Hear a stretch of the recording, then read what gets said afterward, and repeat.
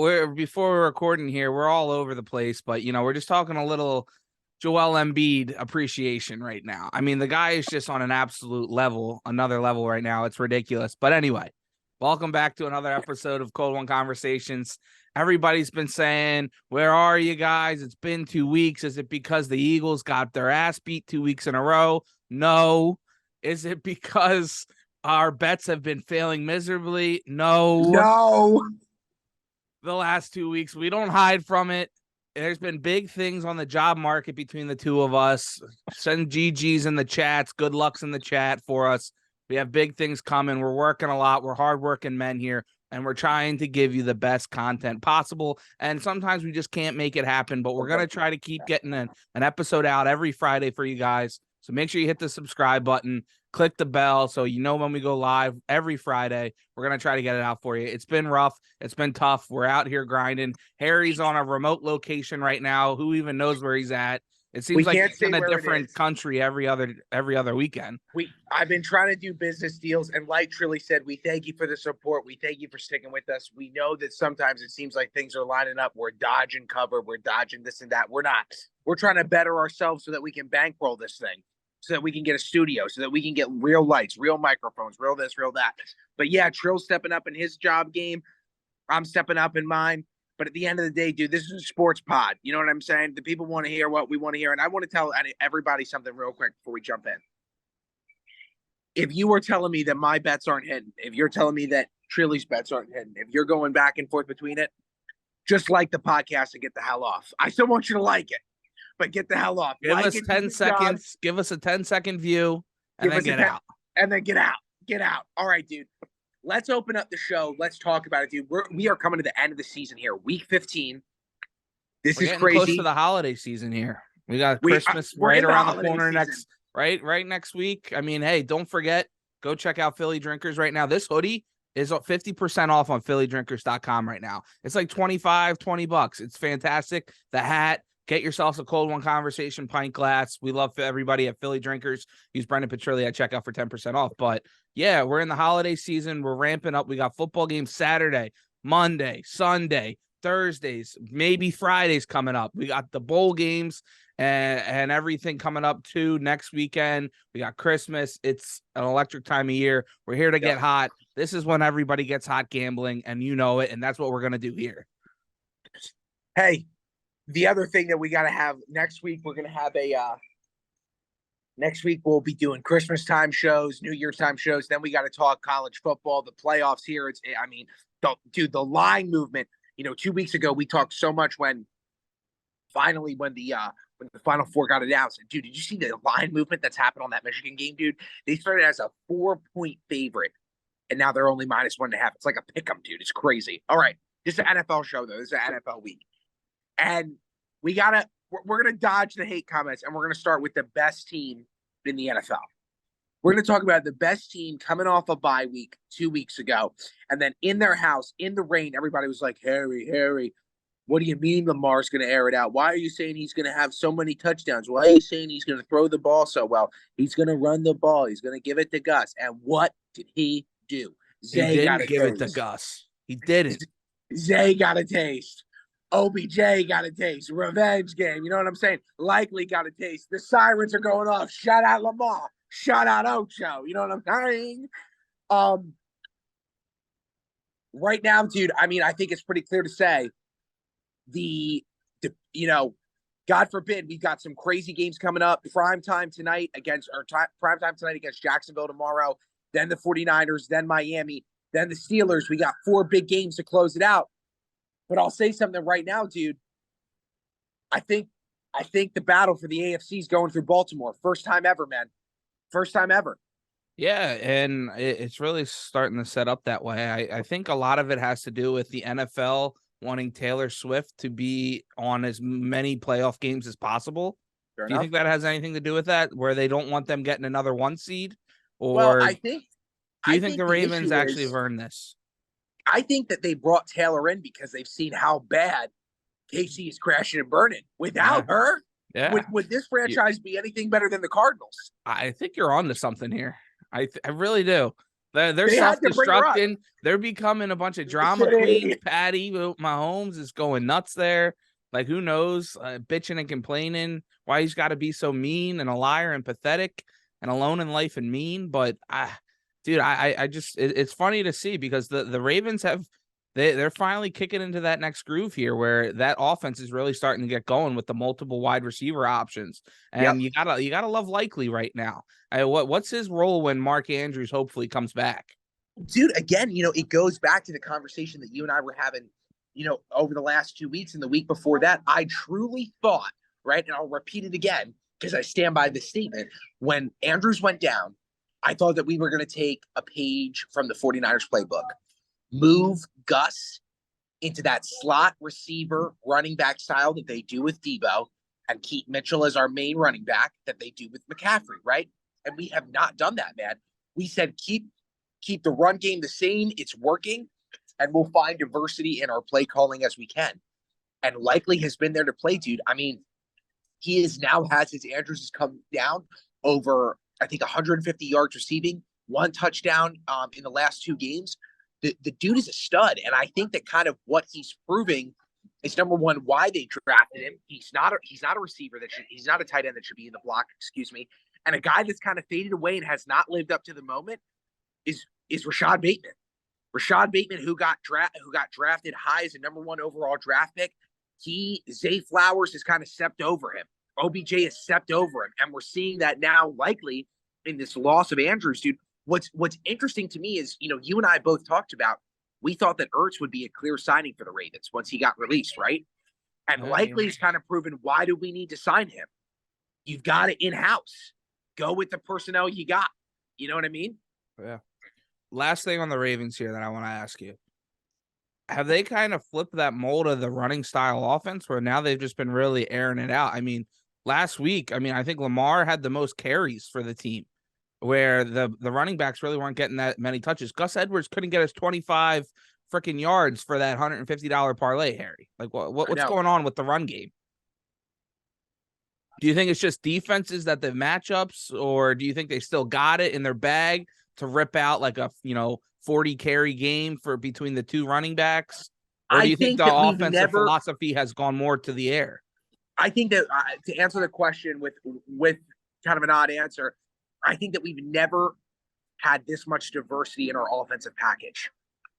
When you look at, right, the time that we had the most receivers was when Joe Flacco won us a Super Bowl, right? And we still had a stud in the backfields and Ray Rice, but we didn't have this insane tandem, right?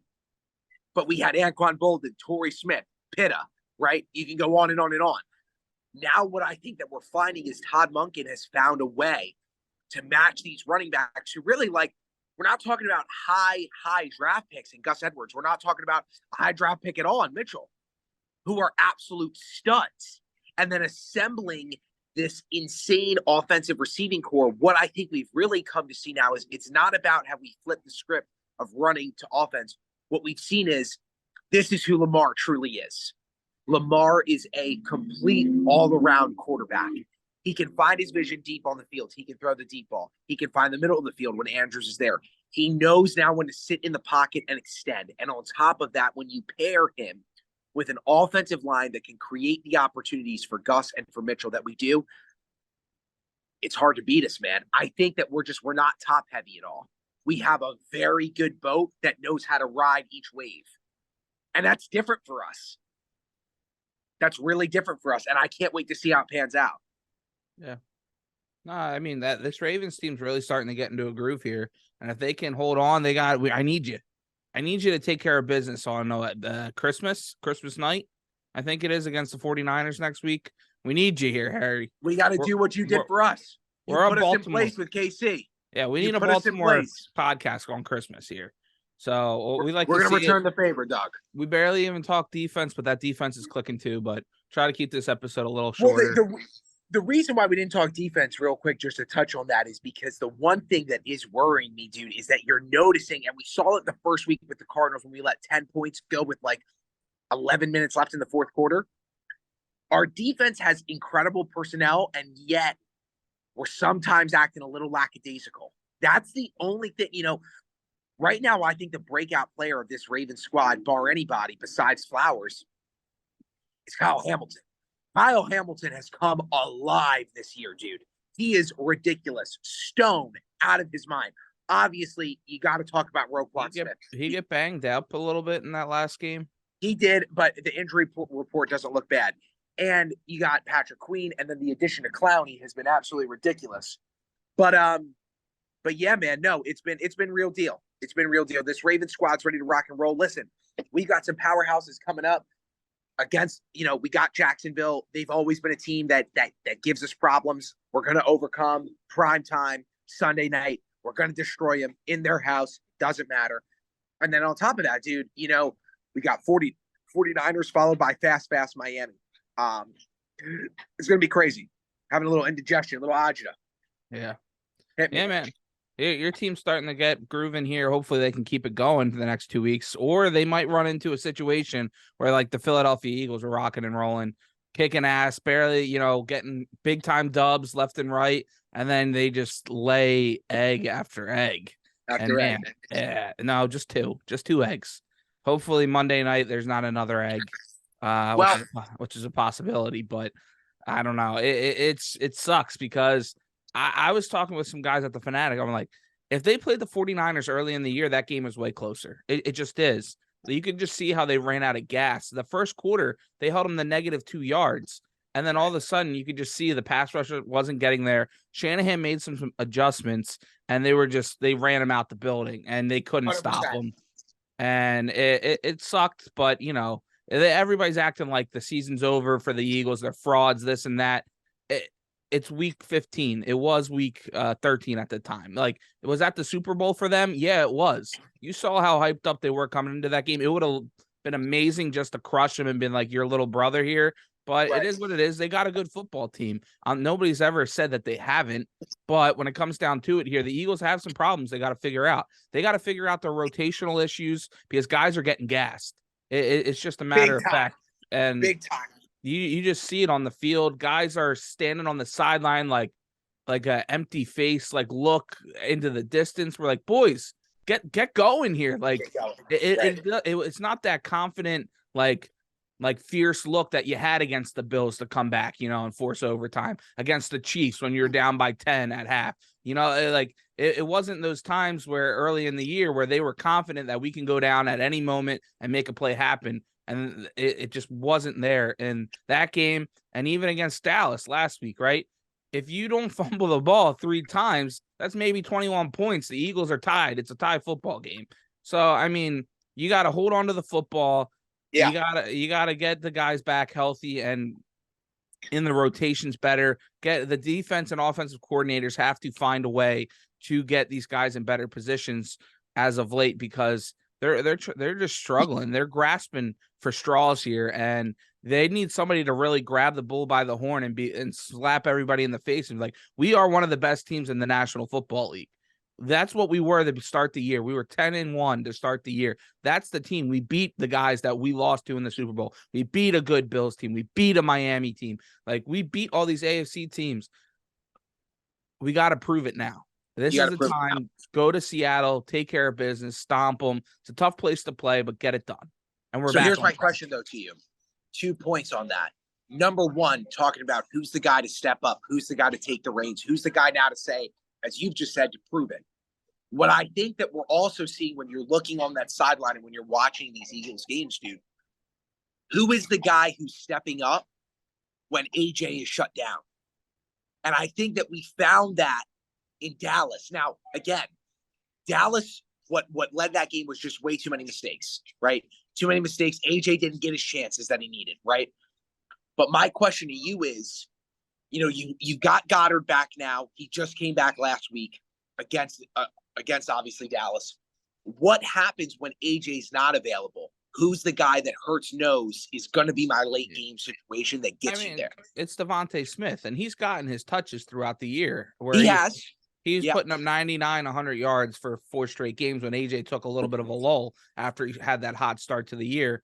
It's more the fact that they get stuck on those 3. And that's their problem. They get stuck on AJ. They get stuck on Devontae, and they get stuck on Goddard. They don't go Right. to Zacchaeus. They don't go to Julio. They don't go to Quez Watkins. They don't have any diversity. And Nick Sirianni has said that multiple times throughout the year is our offense runs through those guys. They don't run the football the way that they should be with the backs that we have. They kind of get stuck in that. We got to get AJ the ball here. We got to get Devontae the ball. We got to get Dallas the ball. Instead of just playing it out, see what happens, make the read, let's run it and run it down their throat, do a little quicker, higher tempo, get some chunk yards here, which they kind of were against Dallas. And then all of a sudden they're getting the ball ripped out and then the drive's over. So I also felt that was the first game all season where your offensive line really got matched in intensity. Yeah, they were bad. What happened there, dude? It was funny. I was talking with Trey Thomas. He was a 11-year vet for the Eagles, and he was showing me the all 22, and he's showing us Mailata and Jason Kelsey and like a couple of their tendencies. Mailata's always has his feet staggered on pass. Like you can tell when they're passing, where his feet are so like staggered back, where he's going to get ready for that kickoff, and then some of it, which he didn't want to say, and he doesn't really want to say over the air, but I'm going to do it anyway. Jason Kelsey has a lot of issues sometimes. He thinks he forgets the snap count. And that throws off the whole rhythm for the tackles and Jalen. They've had a couple times where they've had some bad false starts. They've had some delay games where you can look at, when a center gives like a look and he looks down and then they snap the ball for a cadence. He's very inconsistent when you watch the games, whether it's a quick twitch, whether it's quick or it's slow. And it just seems like he doesn't have a rhythm, and he thinks that he forgets what the count actually is at times. So Jalen's sitting there like, come on. Let's go. Yeah, and that's what makes the guys get either a slow jump or an early jump. So I think that's been another big thing. Absolutely has been, you guys fully match the intensity of going toe-to-toe. Jalen obviously went down in that game for a little while, but you went toe-to-toe with the 49ers defensive line. Lane Johnson working his ass off against Bosa. He was bodying Bosa the whole game. Right, he was bodying Bosa the whole game. But what I think it just came down to was you had 3 massive games all back-to-back. You're at home 6 against the Bills. 6 games, massive. Right, absolutely. But 3 where it was like you're going against guys that not only could score on you, but did score on you. And I think that now it's time for the Eagles to reset. Listen, the Eagles are still, in my opinion, they're the best team in football. At the end of the day, the 49ers still got more to prove. They haven't made it to the dance. I don't care what people say. I'm not saying that because Trilly's my boy. It's just the honest truth. The Eagles have been the one to get it done. Now the Eagles have got to keep it going, and the Ravens got to do some love and get the job done for them too next week, so that we can keep those number 1 spots. Get an Eagle v Rave, v 2-time champ, v 1-time champ, Bird v Bird Super Bowl. But the point is, dude, I think that we're both in great positions. But the Eagles right now, they're definitely feeling the heat. You got the personnel to step up, though, for sure. I want Nick Sirianni. Everybody hates on him and his antics on the sidelines, blah, blah, blah.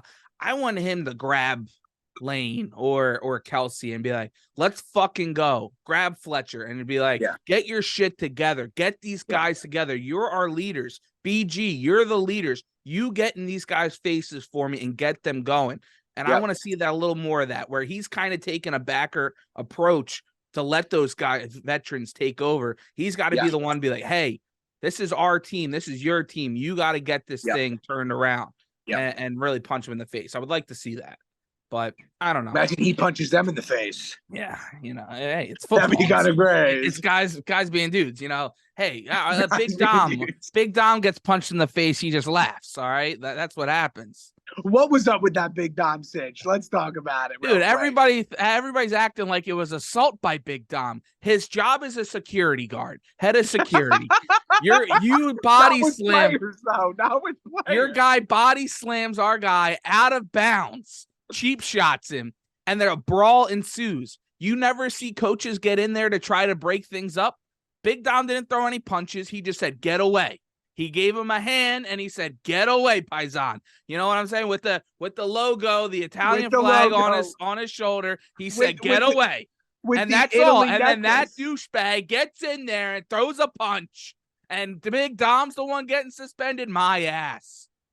Unbelievable. Let's get into some games, dude. Let's get into some games. Yeah. All right. Let's talk. Where do we Let's want to talk. start? Well, first I'm going to start with this wrap. I'm taking a bite of this wrap on camera.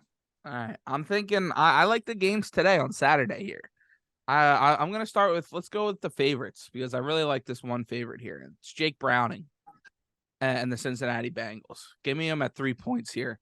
The guy's been cooking. He's got weapons. They're not afraid to let him sling the ball a little bit. I think Joe Mixon will have a little bit better of a game. The Vikings just are struggling to score points again. You had the magical thing with Dobbs coming in and creating some spark, but it's kind of dissipated, and now you got Nick Mullins in there. I don't see them putting up a lot of points. I see the Bengals winning this game easily by like 10. Honestly, man, I couldn't agree more. I'm going to ride that with you. I think that the point that the Vikings only scoring a field goal last week. Yeah. I mean, what are we talking about here? I know that you don't have Kirk, but dude, you got enough offensive personnel that I could make something happen. I mean, come on, you know what I mean? You had Jefferson back last week too. Yeah. Like with Addison, Hawkinson, you got to get these guys the football. And I think it also like Cincinnati is rallying behind their fan base is fed up with the fact that they know that they're in these positions that they've been in all year long solely because of injuries and no other reason why. They have only had struggles that they have had against every team that they have played, including us. Besides that week 3, I mean, Burrow was hurting his calf a little bit in that week 4 game, but outside of that, every game has been because of injuries. I think that this is a rally cry for Cincinnati. They want to do something. They're at home. They want to do it for the fans. Cincinnati minus the points. Now, let's talk about another favorite that we better both be riding day in, day out. They fire the coach. I don't care about that. Indianapolis all day long. It's a pick 'em at home minus the 1. F Pitt. We don't support that team. We don't care about that team. Anybody who's throwing shade at Mike Tomlin, you're an idiot. Top 5 coach of all time. Incredible. All respect to Tomlin. But F Mediocre the brand. Tom. F everything about it. Mediocre Tom is crazy. F everything about it. Go Indy, go Indy, go Indy. Indy minus the 1. I like Indy there for sure. And then the late game. Well, I'll touch all 3 games here. I like the over in the late game. I think the Detroit's defense is terrible. I think Russell Wilson's been able to figure it out a little bit, and they've really turned their season around. That offense can put up some points now. And the Lions can put up points. I don't see this Denver defense being that fantastic, that great. They've had a lot of turnovers that have helped their cause, keeping these games low. If this game was in Denver, which it's at Detroit, so we're good there, then I would be a little bit more hesitant because Jared Goff seems to struggle in the cold. Yes. But it's in Detroit, prime time. The dome. In the dome. I like points here. It'll be a fun Saturday night game to throw on the tube. Everybody's half buzzed from watching the games already all day, maybe a little too buzzed, but we're just going to sit back, watch points, and hopefully win some money. Dude, I couldn't agree with that statement more because I think, again, what's been proven this season in the NFL, bar anything. I didn't even get to start with this. I'm going to say something real quick towards the end of the show about juggernauts. Remind me of that. But the second thing that's been proven is how top-heavy the NFC is. The AFC is competitive, and the NFC is top-heavy. And Detroit has had too many losses this year, especially with that Green Bay loss on Thanksgiving, where they have proven to be a team that cannot compete at the highest level. They got blown out by the Ravens, absolutely murdered by the Ravens in Baltimore, right? But I like what you're saying here. I think that when they go against a bad team, they're able to score big time. They're able to know what they're doing. I still stand by the statement that I think that Goff should get another contract. Yeah, I think so. But yeah, dude, no, I think the diversity of play in the NFC is just not there. Yep. What's your next one? I know my lock's gonna be.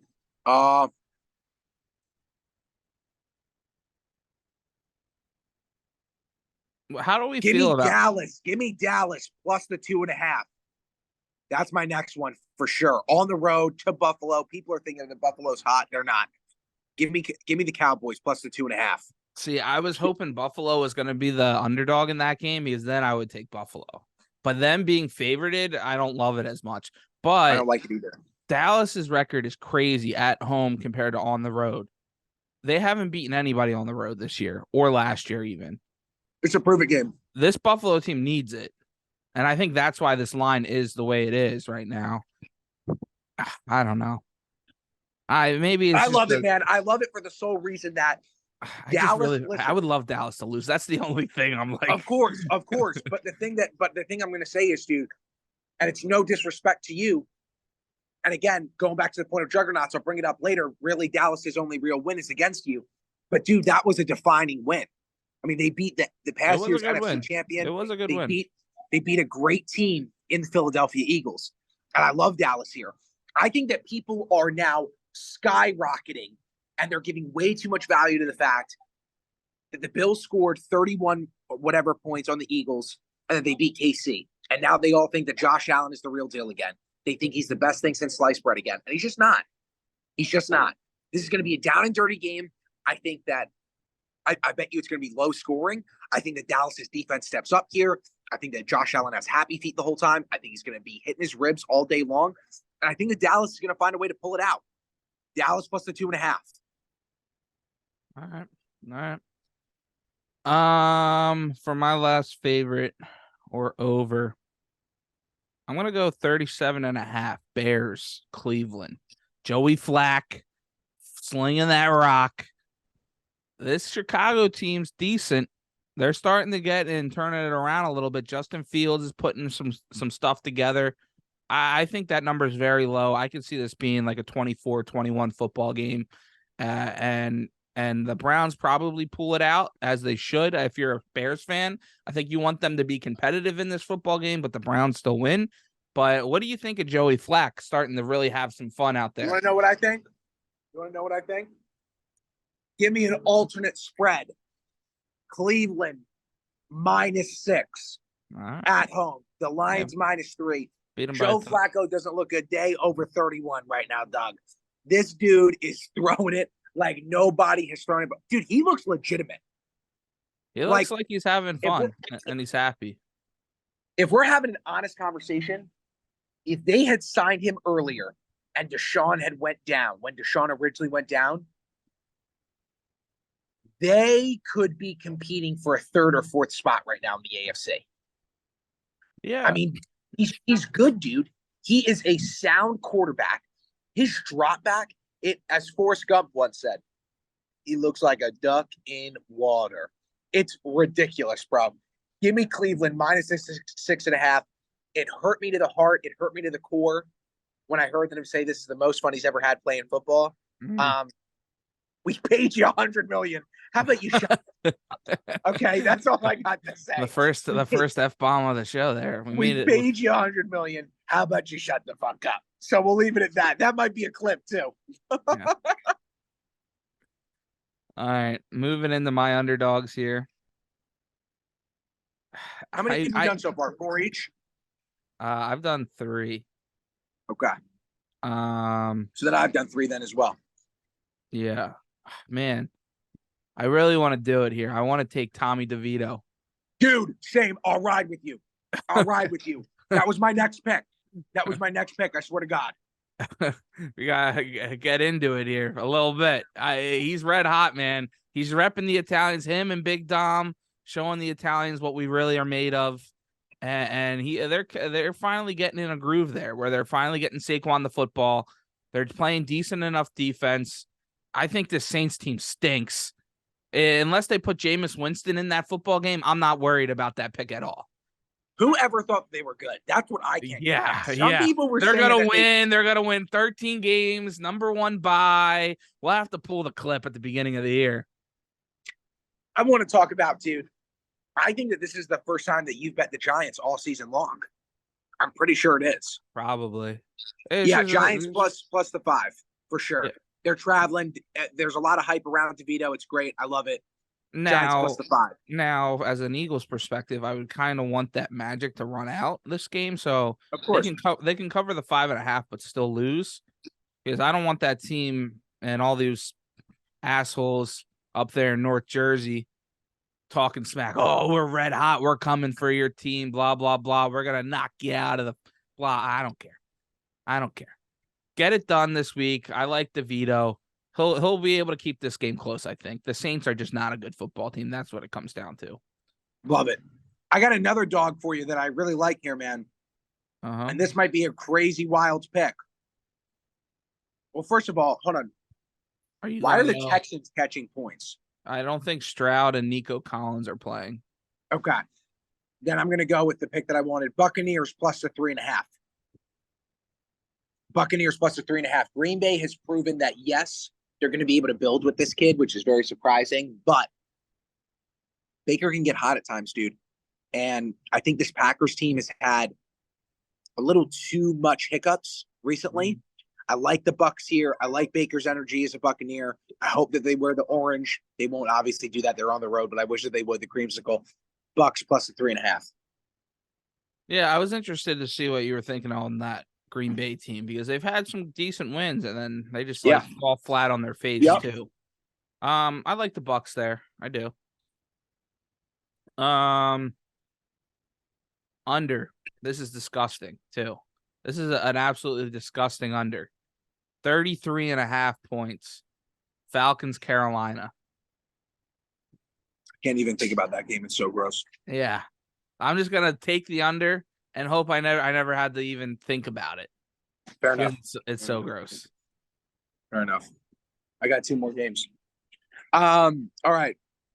Let's hit it with 2 more real quick, and we got one each, and then our locks, right, bro? Yeah, 1 each, and then a lock. Okay.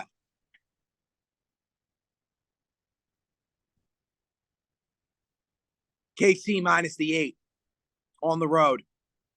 Got to get it done. If you can't cover here, you're donezo for sure, and it's Miami in the chip, in the AFC chip. You got to get it done here. Billy Bell. What do you think about the reports that Billy Bell separating ties? You think that's real? You think he's done? If the Patriots get a top 2 pick, I think he stays because then he can get a quarterback. Me too. But if they're outside of that top 3-ish and they're looking at a D lineman or something or an offensive tackle, he's out. He's like, I need a quarterback or I'm out of here. And he's going out to the Chargers. Fair enough. You think he wants to go to a division with some of the best Well, no, not really. It's only Patrick. All right. Yeah. All right. On to the next. Last regular pick here. I'm taking the under in today's middle slate game, Pittsburgh Colts, 41.5. Love that pick. Strong pick. All right, to our locks. And then to the HTLP. Here's the locks, baby. It's prime time. They're on the road. Yeah, it doesn't matter what they do. They win. They're the best team in football, and nobody's got a thing on them. The Baltimore Ravens minus the 3.5. Go Lamar, go Ocho, go OBJ, go Flowers. I like it. Go Roquan. And then I'm going to do it too.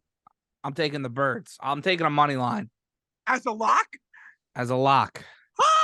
This is awesome. Let's go. All right. On to the HTLP. Enough said on that. On to the HTLP. I think we go Ravens money line. I think we go Eagles money line. Ravens money line, Eagles money line. Giants plus the 5?